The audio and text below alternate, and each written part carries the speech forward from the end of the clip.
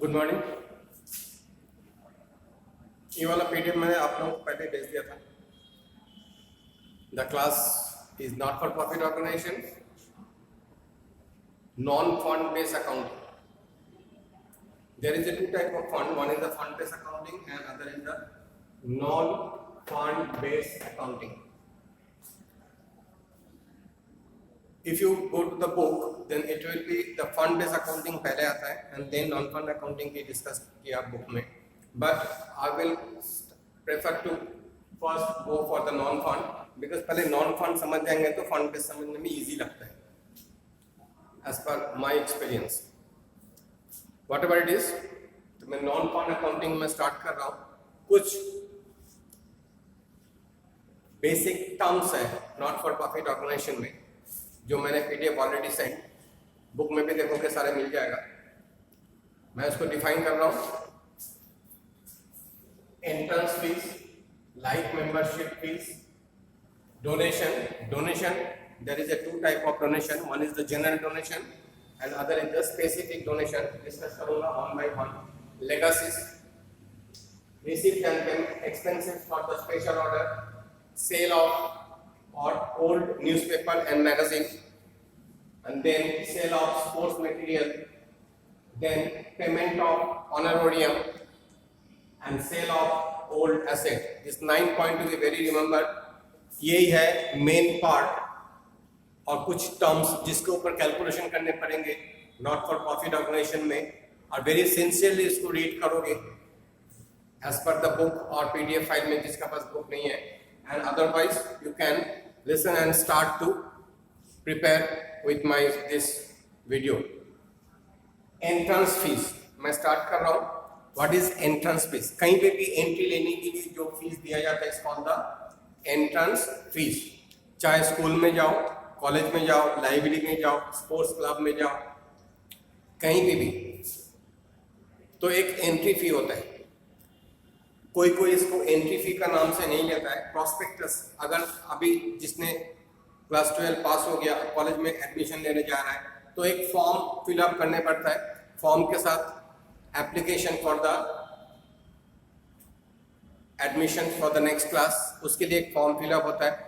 And खाली form fill up नहीं होगा, you have to pay some money with the form, online में या ऑफलाइन में। दिस इज इनडायरेक्टली और डायरेक्टली इज एंट्रेंस फीस। बहुत सारे स्कूल में जाओगे एडमिशन लेने के लिए नए साल में तो उन लोगों को मैं एक प्रोस्पेक्टस दे देगा।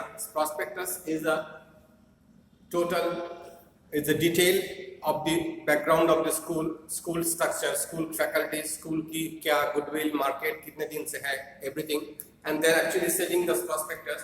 उस prospectus का अंदर एक application form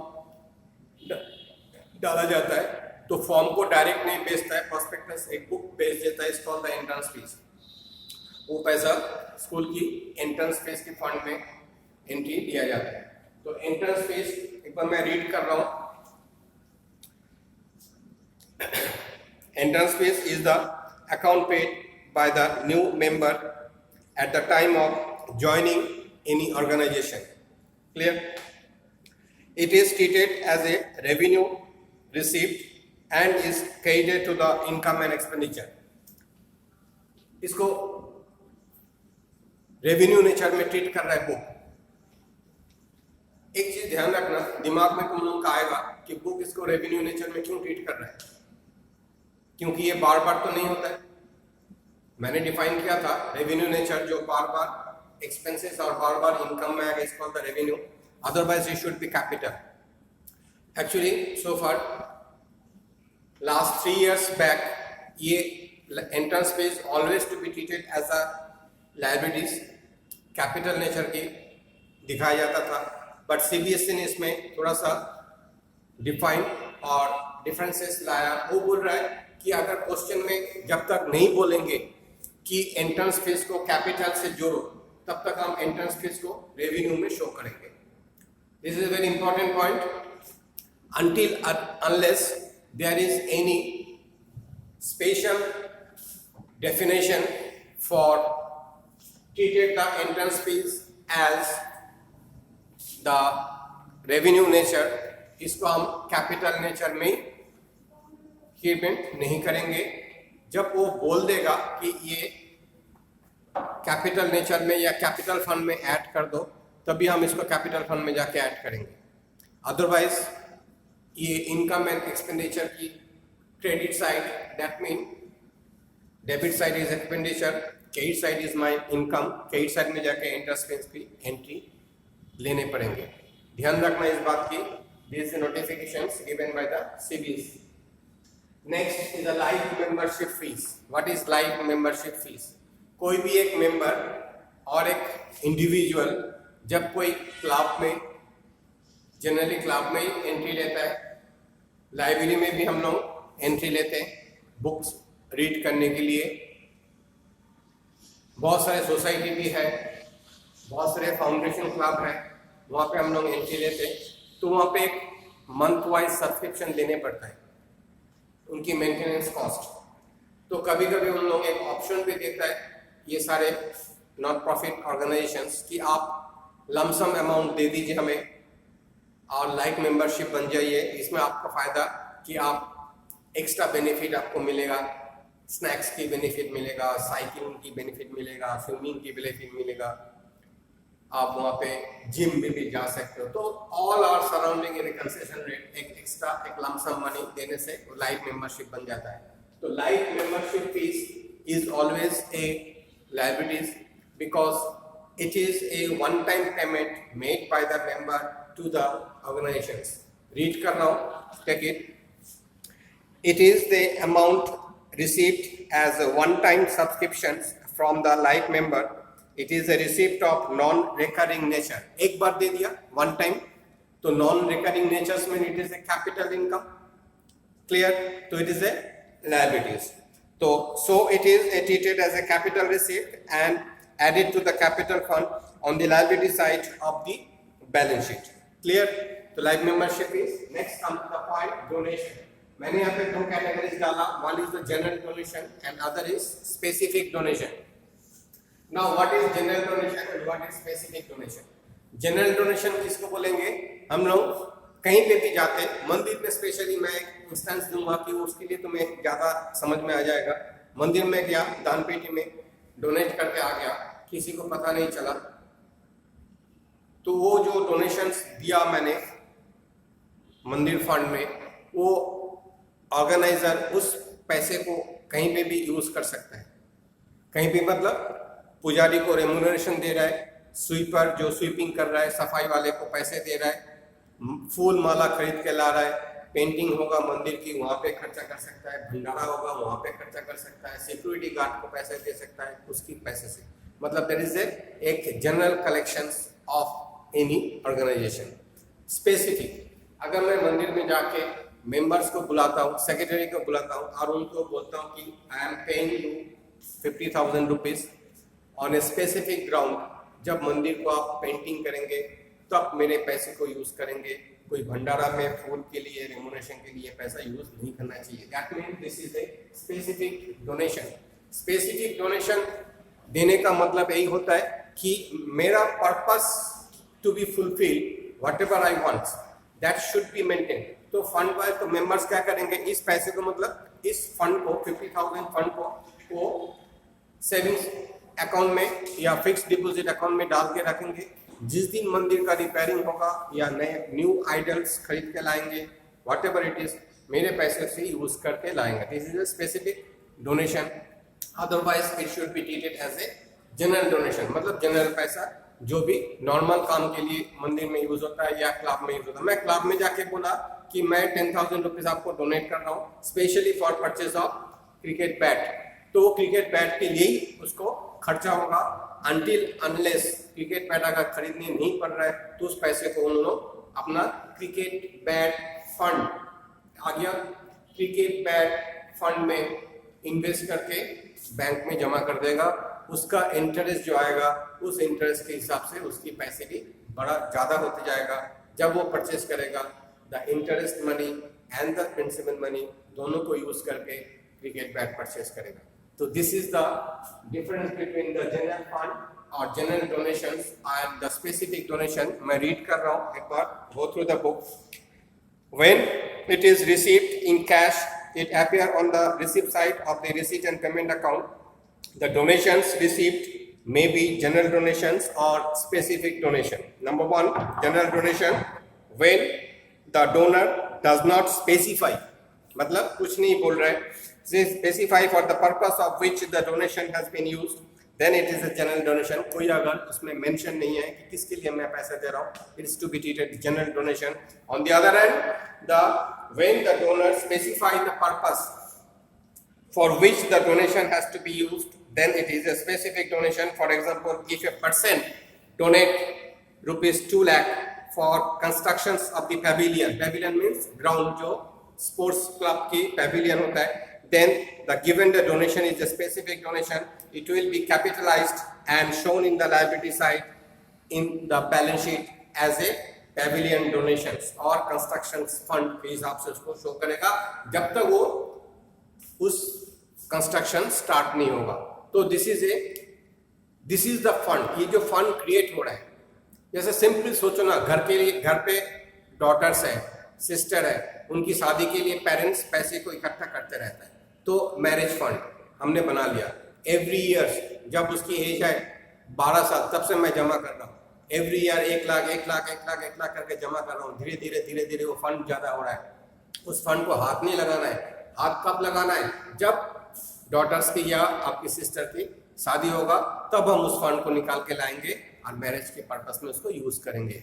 this is the fund based accounting. तो जब भी कोई स्पेसिफिक फंड, मैरिज के लिए बोला, तुम्हारे बुक के लिए, तुम बुक के लिए पैसे जमा कर रहे हो कि तुम्हें कॉलेज लाइफ में जाके बुक खरीदना है, तो अभी से पैसे जमा कर रहे हो, तो वो जो एक बुक, कॉलेज बुक फंड तुम क्रिएट कर दोगे. तो एवरी ईयर, एवरी क्वार्टर जितना भी तुम्हारे पास एक्सेस मनी आ रहा है, उसको तुम उस फंड में जाके जमा कर रहे हो. तो this is a specific fund. वो पैसा खाली उस बुक पर्पस में ही खर्चा करोगे. This is as per accounting terms. तो donation is clear. Now the point legacies. What is legacies? Spelling ध्यान रखना, LEGACIES. Legacies is a will in writing. अब मैं बता रहा हूं क्या will in writing. To some extent is a specific donation के हिसाब से जाता है. एक बार रीड कर लो बुक पे. It is a amount received or any valuable item received as per the will, WILL, of a deceased person. It appears on the receipt side of the receipt and payment account. ध्यान रखना कहाँ पे appear हो रहा है. The donor, मतलब जो donation दे रहा है, may or may not specify the conditions for use of the amount of legacies. Legacies दिया मतलब will करके, writing में मैं दे रहा हूँ कि इन राइटिंग इतने पैसे मैं अपने बेटे के दे रहा हूँ, बेटी को दे रहा हूँ, किसके लिए दे रहा हूँ, दैट इज नॉट स्पेसिफाइड. तो difference is that the donations make by the donor to the beneficiary in writing is called the will, WILL. हम लोग विल करते हैं फॉर द प्रॉपर्टी जनरेशंस. और प्रॉपर्टी को शिफ्ट करने के लिए विल करते हैं, डॉक्यूमेंटेशन होता है, is called the will. The legacy is that it is a, ये बोला यहाँ पे रिसीट एंड, जब रिसीव होगा रिसीट एंड पेमेंट साइड में दिखाएंगे receipt income, and the donor may or not specify the condition for use of the amount of legacies. If the condition is specified then it is to be specific donation. आ गया same point. अगर condition नहीं हुआ तो that is a general donation. उस पैसे जिसको दिया वो किसी भी कंडीशन में, किसी भी सिचुएशन में उस पैसे को यूज कर सकता है. एक बार रीड करो. However, if no condition is specified, then it is accounted as a revenue receipt. Clear? अगर वो स्पेसिफाइड हो जाएगा, लायबिलिटी साइड में शो करेंगे लेगेसीज का नाम से. अगर वो स्पेसिफाइड नहीं हुआ तो हम इनकम एंड एक्सपेंडिचर की इनकम साइड में शो कर देंगे as a revenue income. Very clear. If in the absence of any specified informations, legacies are capitalized and shown on the liability side of the balance sheet. ध्यान रखना, इस very important line देखो note में लिखा हुआ है. In the absence of any specified information, the legacies are capitalized and shown on the liability side of the balance sheet. Clear? तो ये हो गया आपकी legacies. Next आ जाओ, receipt and expenses of the special order. Receipt and expenses of special occasions. Sometimes the not-for-profit organizations make arrangement of the certain special occasion like drama, annual dinner, cultural meet, etc. The net amount of receipt and payment less the payment from such occasion is transferred to the income and expenditure account. क्या होता है, हम कोई drama organise किया, club में charity कर रहा है या कोई फंक्शन कर रहा है, तो उसका टिकट सेलिंग होगा, इनकम आएगा, खर्चा भी होगा, तो दोनों तरफ दिखा सकते हो. इनकम साइड में इनकम दिखा दो, एक्सपेंस साइड में एक्सपेंस को दिखा दो. अल्टरनेट, अगर इनकम डेफिनेटली ज़्यादा हुआ तो उस साइड में जाके माइनस करके बैलेंस इनकम को शो कर दो. और अगर डेफिसिट हो रहा है, मतलब इनकम कम एक्सपेंसेस ज़्यादा, तो तुम्हारा एक्सपेंस साइड में, डेबिट साइड में इनकम एंड एक्सपेंडिचर में शो हो जाएगा. रिसीट एंड पेमेंट में कैसे शो होगा? रिसीट साइड में ड्रामा इनकम और सेल ऑफ टिकट करके रिसीट साइड में शो होगा. एक्सपेंसेस ऑफ ड्रामा और द चैरिटी वो एक्सपेंस साइड में, पेमेंट साइड में शो होगा. दोनों को एज इट इज ले जा सकते हैं. It is adjustment, nothing else.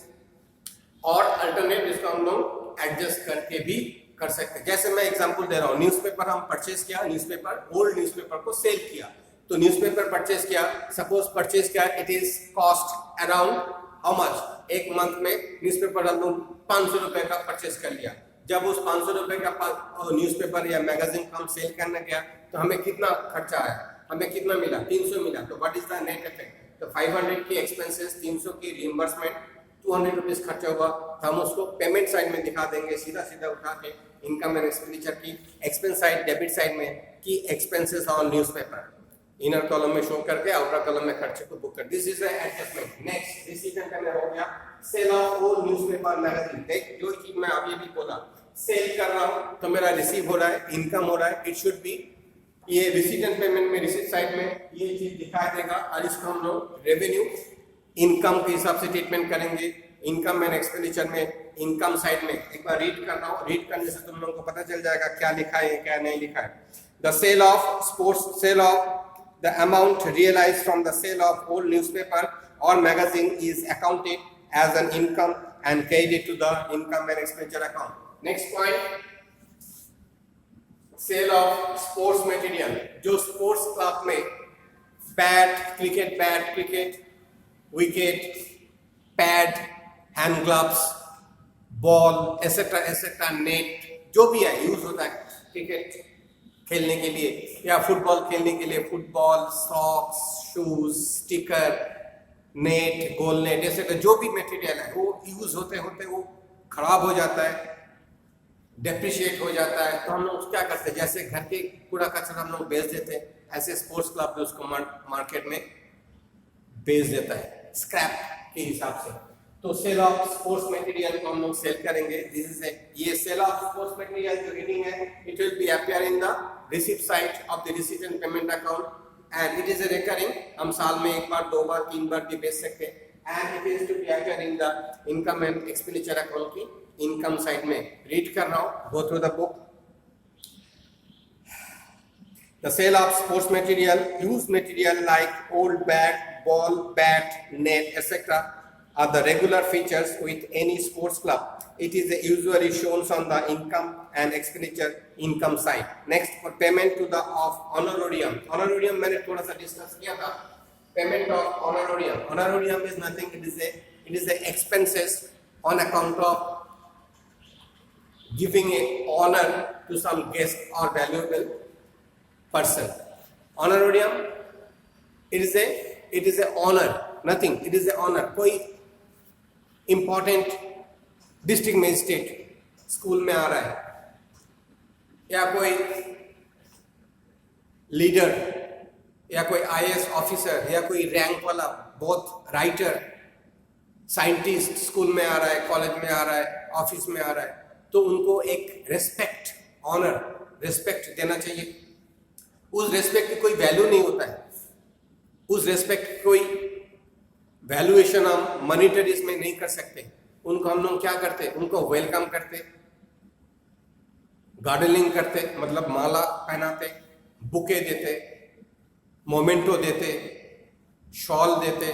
तो this are the criteria of honorarium. उनको एक रेस्पेक्ट देना किसी भी एक चीज के through is called the honorarium. Read कर रहा हूं, देखो इसमें क्या बोल रहा है ऑनरोरियम में. Honorarium is a token payment given in honor of the service rendered by a person who is not an employee of the organization.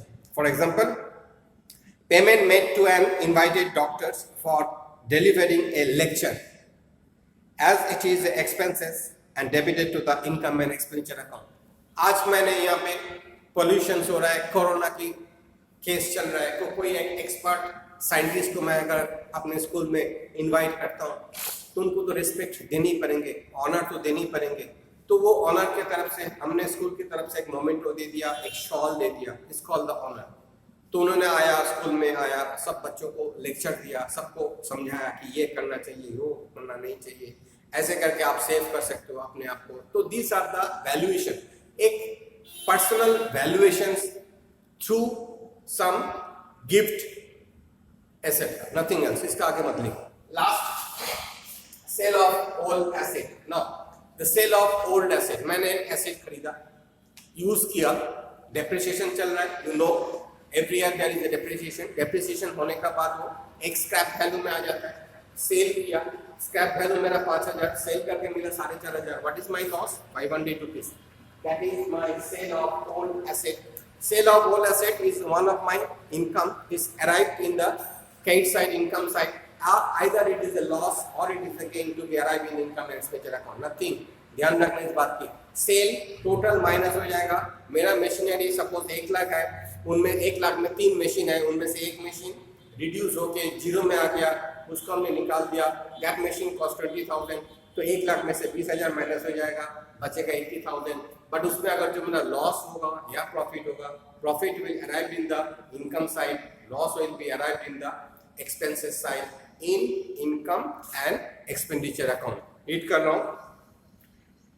Sale of old asset, an amount received from the sale of an old asset appear in the debit side of the receipt and payment account. Sale किया, income हुआ, receipt and payment account. And what is income?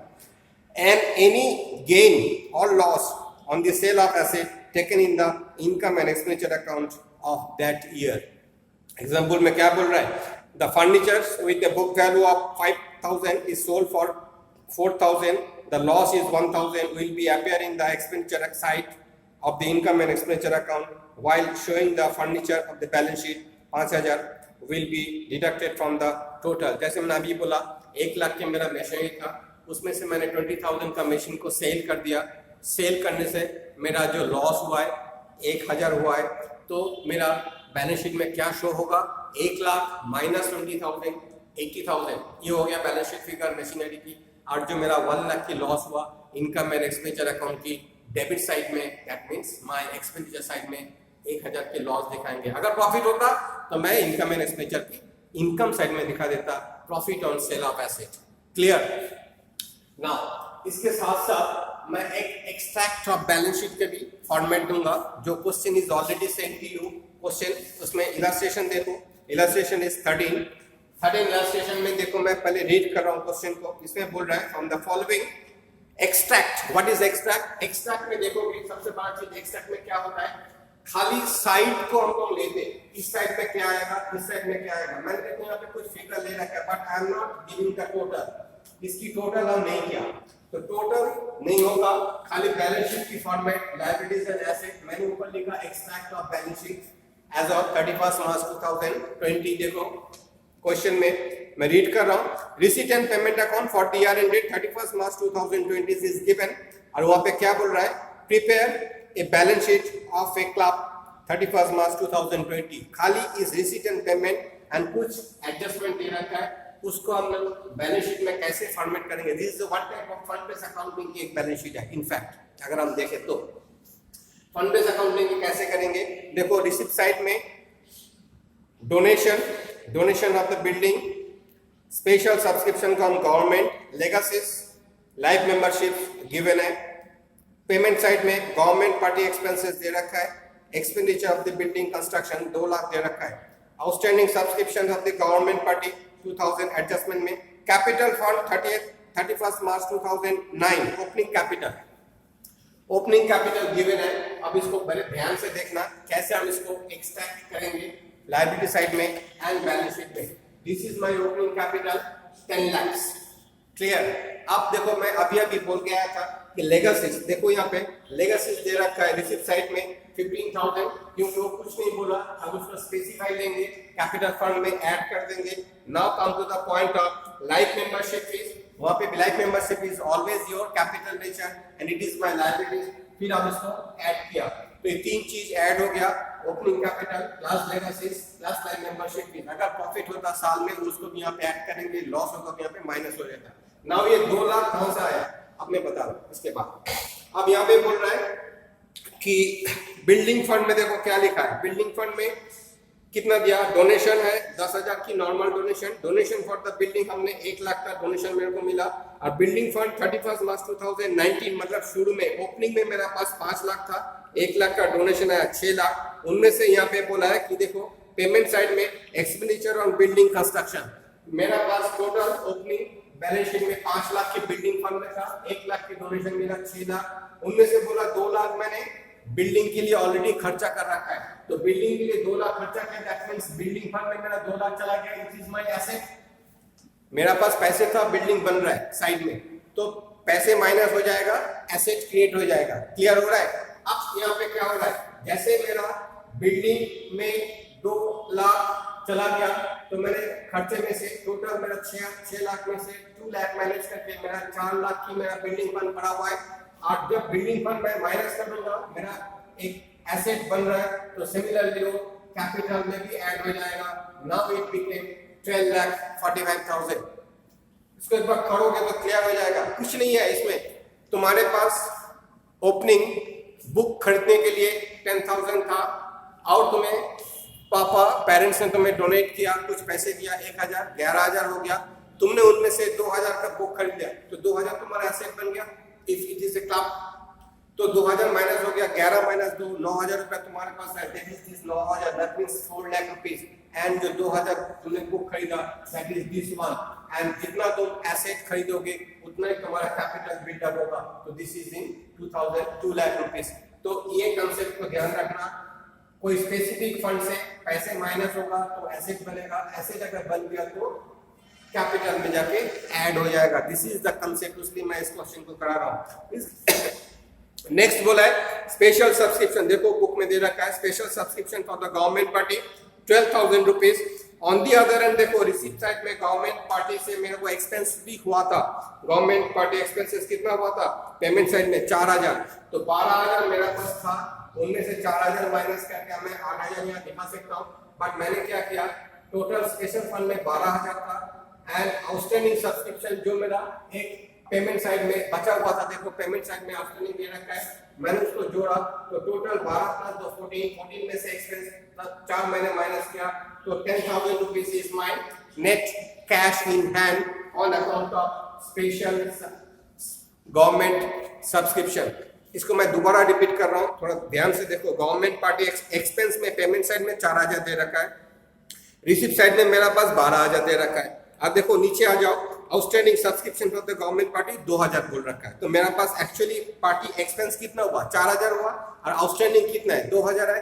तो actual मेरा पास कितना मिला, receive हुआ 12,000, 12,000 में से जो आउटस्टैंडिंग है मतलब मेरे को मिलेगा, तो वो कितना होगा 2,000, तो 12 प्लस 2 14,000, 14,000 में मेरे उसमें से जितना मेरा खर्चा हो गया 4,000, पेमेंट साइड में जो दे रखे माइनस करेंगे, तो इसके बाद 12,000 था, 2,000 आया, 4,000 माइनस हुआ, तो 10,000 अभी भी मेरे पास special fund on government party के लिए 10,000 इन कैश। तो ये जो सारे चीज है, ये देखो सारे लायबिलिटी साइड में शो हो रहा है, और एसेट साइड में कुछ भी नहीं है। मैं यहाँ पे कोई एडिशन नहीं करूंगा, because it is A extract of balance sheet, it is A one type of fund based accounting की बैलेंस शीट रिप्रेजेंटेशन।